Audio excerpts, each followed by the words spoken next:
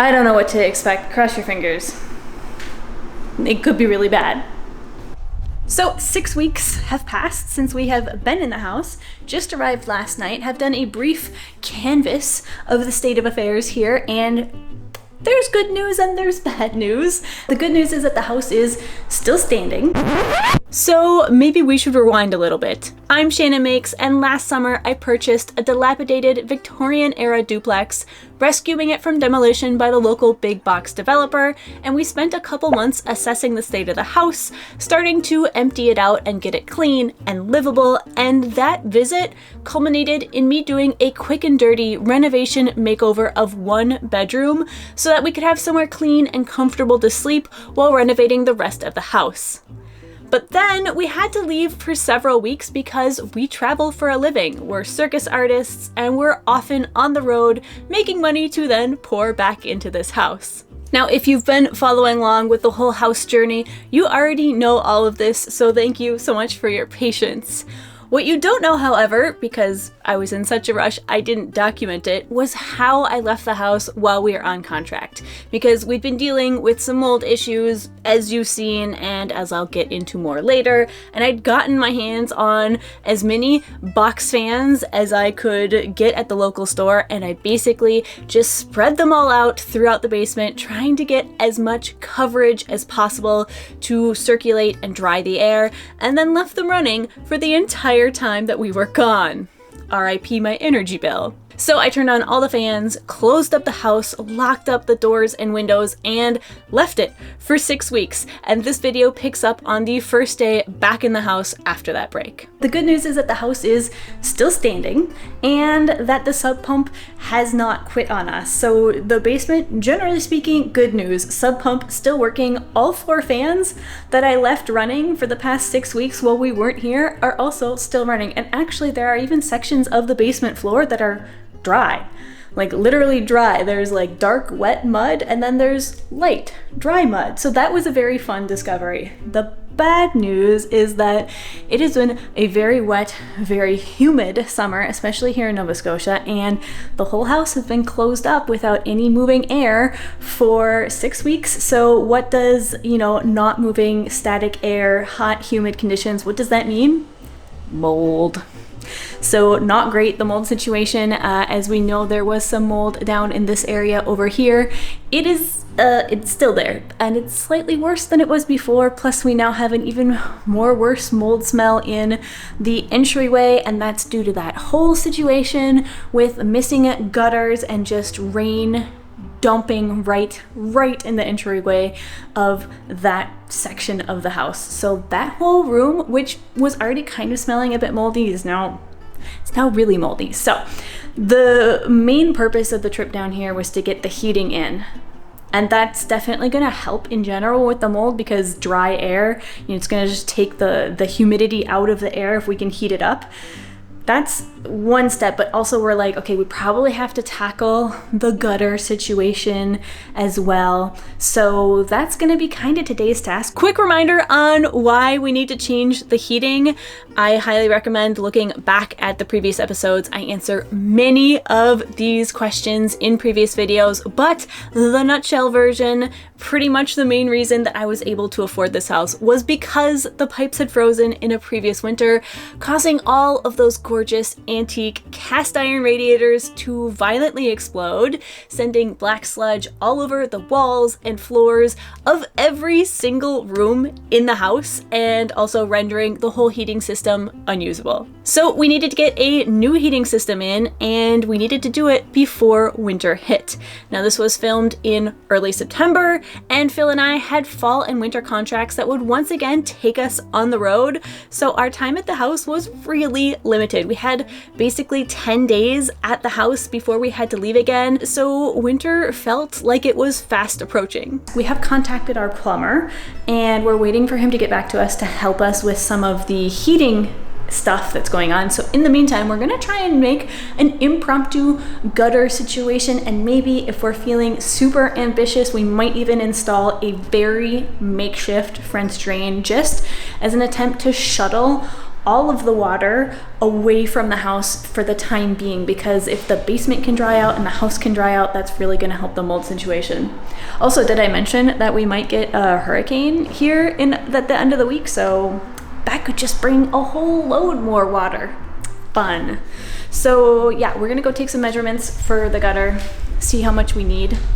And yeah, that's the first thing on the list today. Sorry for that backlighting, wow. So we need to get a new heating system in, but what sort of heating system are we gonna go with?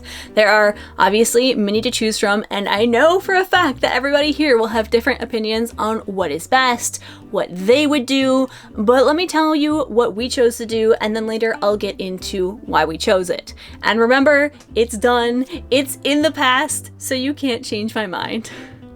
So the main options we considered were replacing the old cast iron radiators with new ones, or installing a whole new system, either mini split heat pumps or baseboard heaters, which out of those options, the baseboard heaters can be either electric or hydronic, which just means water heated. Before buying the house, we had the contractor telling us that we should install mini splits, heat pumps outside with overhead heating and conditioning. And electric baseboard. And the plumber and contractor we had today told us it was a terrible idea. Electricity was way too expensive to put electric baseboard, so we might go with hot water baseboard instead. And in the end, we decided to go with the hydronic baseboard heaters, although in several of the next clips, I will just call them baseboards for short instead of baseboard heaters. Sometimes my brain just goes too fast for my tongue, but fortunately for me, you all are lovely, intelligent people, so I'm gonna trust you to use your brains and the context of the video to figure out if I am referring to the baseboards or to the heaters that go on them. But before we get to the install, I'd like to offer a fun and unusual way for you to satisfy your own house renovation desires without needing to take out a mortgage. In fact, you can do it for free, and that is with today's sponsor, June's Journey. Now, you may know June's Journey as a murder mystery puzzle and adventure game set in the 1920s, where you follow June Parker in her quest to solve the mystery of her sister's murder. But did you know that the game also features a mansion and island home base that you can customize and remodel to your heart's desire? The graphics as you search for hidden objects and clues are so crisp and clear that it almost feels like you're experiencing these scenes in real life, although of course you are surrounded by the glamour and aesthetic of the roaring 20s. If that sounds like something you would enjoy, and honestly, what's not to love? It's very relaxing. Definitely give it a try. It is free to download. You can do that following the link in the description or using the QR code on screen, and I think you're gonna have a lot of fun playing it. So thanks to June's Journey for sponsoring this video, and now let's go dig up some clues about my own house's history.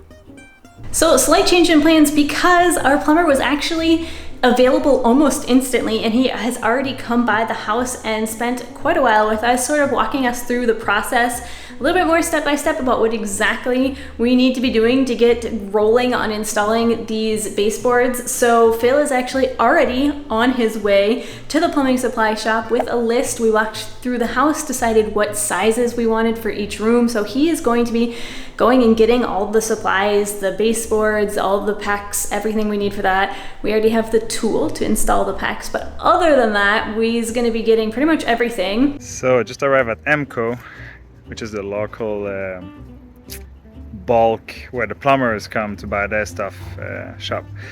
Gotta buy all the baseboards and fittings and soldering supply to be able to start installing the baseboards. And actually, while the plumber was here, he noticed something that we hadn't caught before.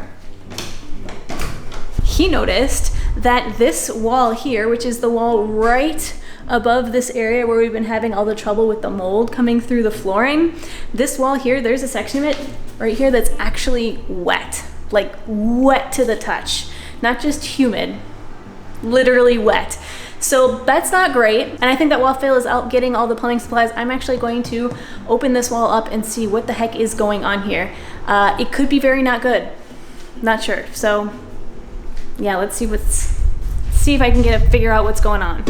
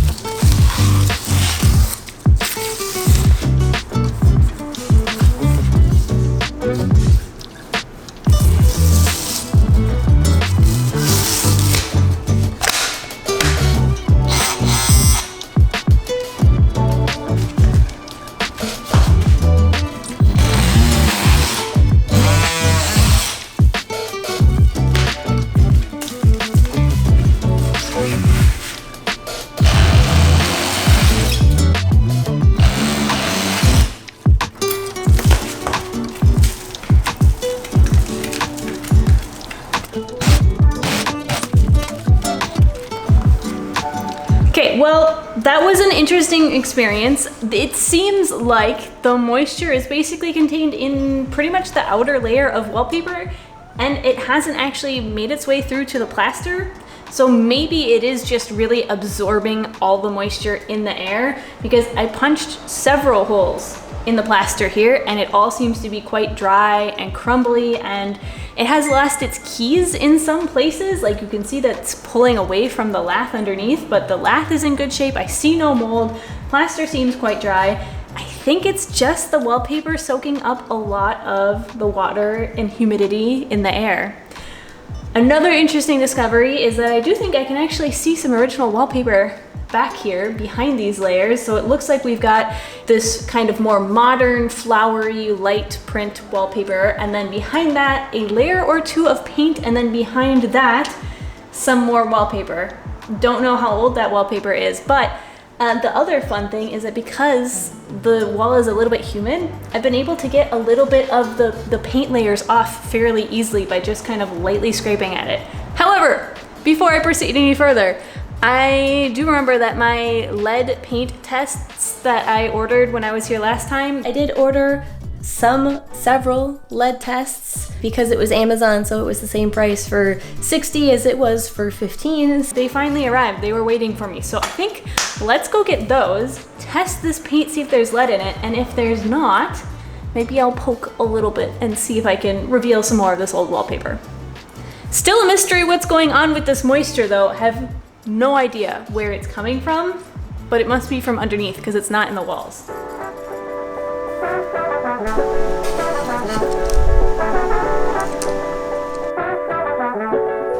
So it seems pretty straightforward. It seems like I basically get this wet, wait for it to turn mustard yellow, and then rub the surface for 30 seconds and refer to the color chart that's in here. But basically, if it turns red, violet, or pink, that indicates the presence of lead. So let's try it out.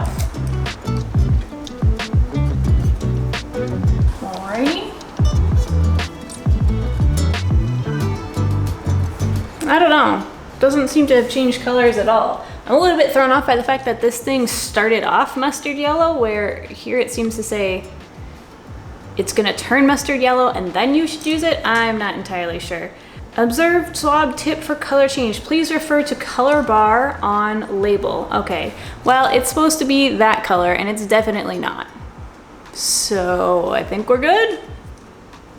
Mildly surprised. Mildly but pleasantly surprised, I should say. Huh. All right, I guess there's no lead. So I'm gonna have a go at this.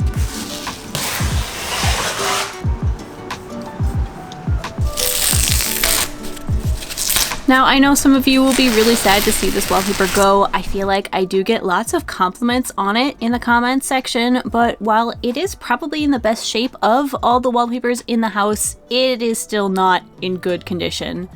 Large sections of it would have to be replaced, and it's just not very feasible. I'm not going to try and find a perfect match to patch in all these bad parts, not to mention that honestly, it's not really my style. It's also very modern, so it's not like it's original to the house or anything. It is kind of a bummer that it's bad just because it covers such a huge section of the wall. It's the entire hallway, both upstairs and downstairs, that's done in this wallpaper. But you know, it just means that I have more design opportunities for me down the road. So quick update, this has been working really well. I've just been using this blade from the Sawzall to like the very dull point of it here to slowly work away and get some of the layers off. It's working super well. I don't know if it's because this is like, you know, metal, but very dull metal, and also that this is kind of moist, so it's just crumbling away. But for some reason, the original wallpaper underneath doesn't want to go anywhere. Like, it doesn't seem like it's wanting to crumble or anything. So honestly, this has been going way better than I anticipated, just very, very slowly and patiently and delicately, kind of, you know, working away at these other layers and revealing the original pattern underneath. Sorry, that's Phil. He keeps texting me from the plumbing store. But yeah, is this really what I should be dedicating my time to? Maybe not, but also I'm a little bit worried that if I wait and do this later, that the wallpaper is going to actually dry out, and then it's not going to be as easy to reveal the pattern. So I want to try to get like at least a little section to see what the whole pattern is. Yeah, see, I can pull it off and you can see some of the original pattern underneath, but most of it stays on the wall. Super cool. Okay, let me go see what Phil wants.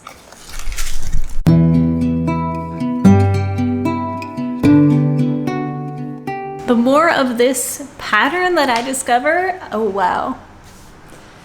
Sorry, I've been wearing this because I still am surrounded by mold all over the floor here, so we're gonna have this awkward nose mark. But anyway, the more that I am uncovering of this pattern, the more I'm thinking it might be original to the house, because it's got some lines in here that are looking very Art Nouveau, like this little doobly-doo here and the way that these kind of swoop. It's reminding me very much of the most famous example of Art Nouveau would be Alphonse Mucha. I know I'm not saying his name right, I apologize. I always forget how his last name is actually pronounced, so forgive me. Alphonse Mucha. But yeah, it's looking very Art Nouveau inspired, and that would fit the 1902 date of the house. I don't know when it kind of switched from Art Nouveau to Art Deco, somewhere in the late teens, 20s roughly speaking, but it definitely came into fashion in the 1890s at some point, so this could very well be original to the house. And this process, while it's incredibly fiddly, is also kind of addicting. Like, you need to use the right amount of pressure and then it just kind of crumbles underneath, but not too much, because then you'll poke through the original wallpaper to what seems to be maybe paint behind it. I'm not sure. I've only poked through it, too far through it in one place so far, but yeah, I'm just gonna keep working on this until Phil gets here. He did just send me a lovely photo of him in a car surrounded by $4,000 of radiators. So he'll be here shortly, and then I can switch gears. But until then, I'm gonna keep working away at my mystery wallpaper. So I just got all the supplies our plumber told us to take. So a bunch of 6-footer, 5-footer, and a few 3-footers, all the pegs, all the fittings you could ever need. That's for the first floor only. We'll go to school on the first floor and see what we need for the second floor. But there's all the baseboards, there's a box of fittings, there's all the PEX tubing, and a bunch of soldering supply also. And I'm going to Canadian Tire to get everything I'm missing. Soldering wise, I need the MAP gas nozzle. They had one here, but it was $200, so I'll try to get something cheaper. And then let's try to start soldering fittings onto baseboards to eventually be able to install them. Yeah! Perfect fit!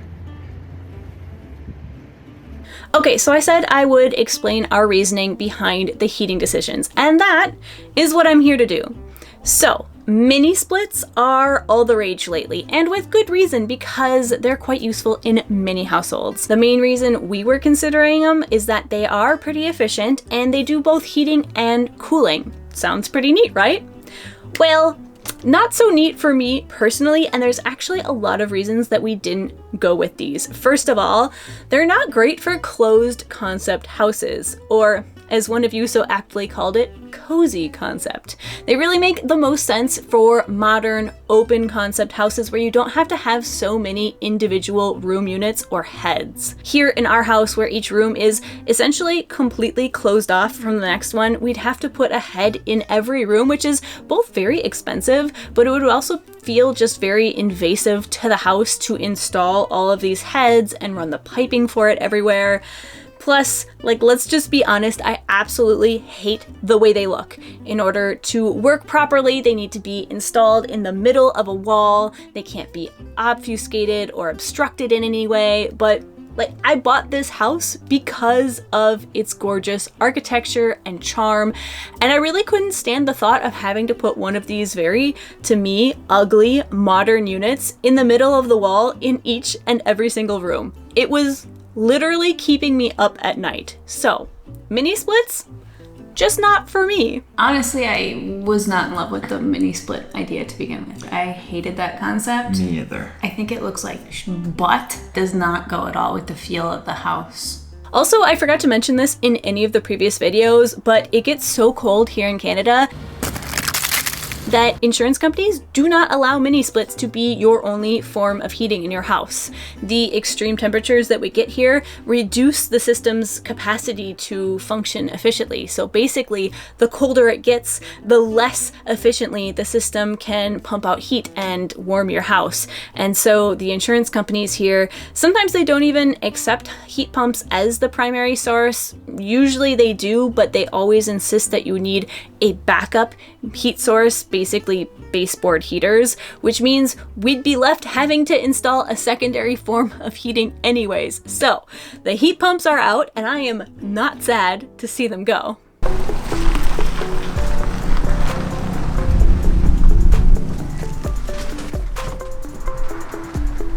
So there are the goods. Game plan. Unload.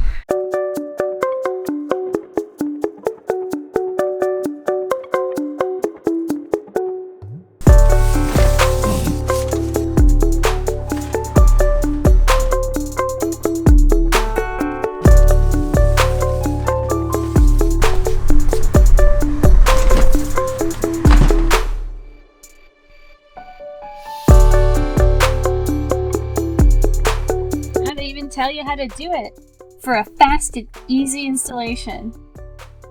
What are the salient points? Turns out that the salient points left something to be desired, and so we resorted to some good old-fashioned fiddling around. The next heating option was to switch all of the broken cast iron radiators for new ones, and honestly, I would have loved to do this. This is by far the most preferred option for me personally. Not only does it fit the style and the feel of the house, but it's one of the best ways to heat such a massive house like this, in my opinion. Like, sure, they can take a longer time to heat up, but then they continue to throw off heat well after the furnace has stopped working. I grew up in a 2-story house built in 1912. We had radiators in every room and they worked super well. However, they are incredibly expensive to source and install. A new radiator runs like minimum $1,000 a pop. That's minimum, and we needed at least 18 of them to heat the house. And while I'd love to say that I have $18,000 to throw at a house that's also needing a new roof, new siding, significant work to the windows and the foundation, I did not. I am not made of money. Like, subscribe, sign up to my Patreon, I guess. But in all seriousness, I think it's a balance that many of us have to find at one point or another in some aspect of our lives. Like, sure, we'd love X, but that's just far too expensive. Y might be the cheapest option, but it's really not the best choice for us. So in the end, you compromise and you go with Z.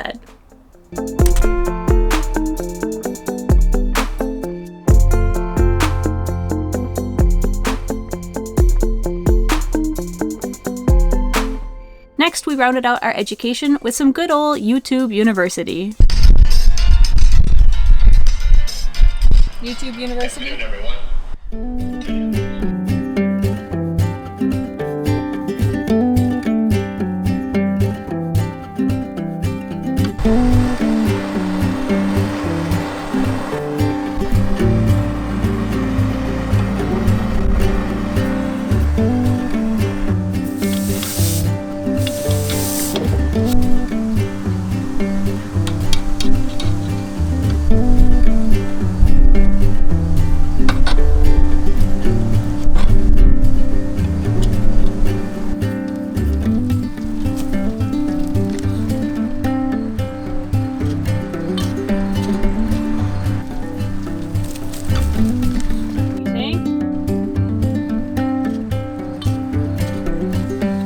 I think that's it.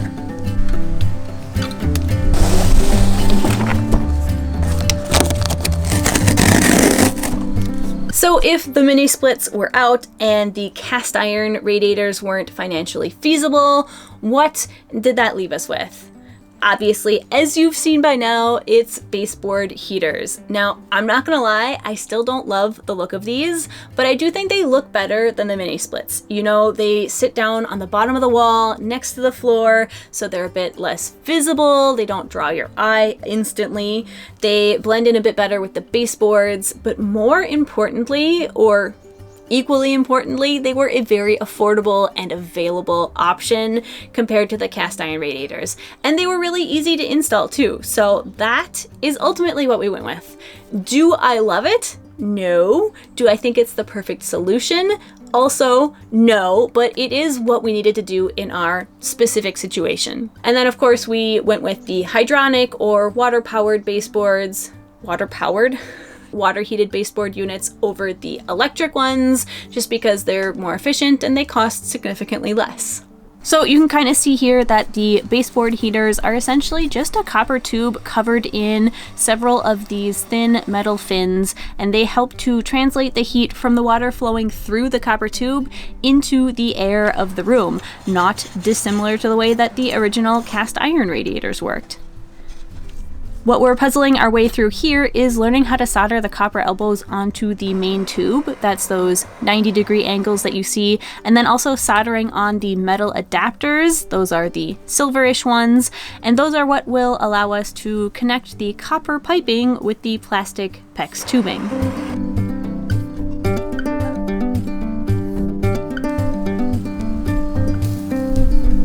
Smoky! While we'd both had some experience with soldering before, Phil more than I, neither of us had ever soldered round copper pipes before, and we were definitely in the early stages of the learning process, so it certainly isn't beautiful or perfect, but it is functional. And I put too much mix.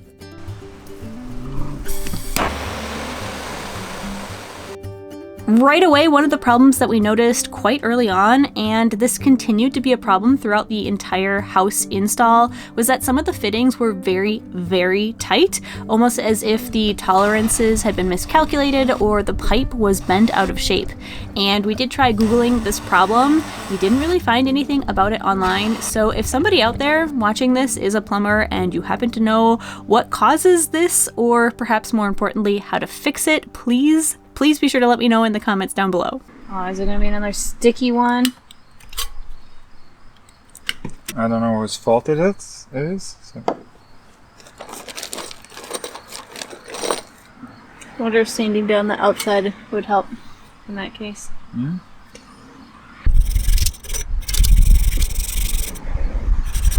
Like it's not quite round.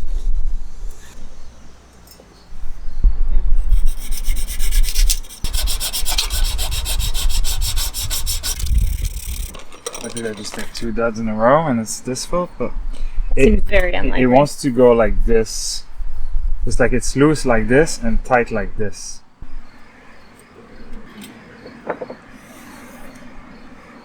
That's very annoying. There must be a tool to kind of just, Put it back in shape. and round. Oh. So that's where we left it for the evening because we were tired and mildly annoyed and just generally figured a fresh set of eyes in the morning might bring a better solution, which in this case it didn't, but it was still the right thing to do. I stand by that. Next week, we're going to be doing a lot of work on the outside of the house. We've got new gutters going in. We've got some much needed cleanup of all the trees and brush we cut down in the summer. You're going to get to meet neighbor Mike, who has been absolutely essential in our renovation journey.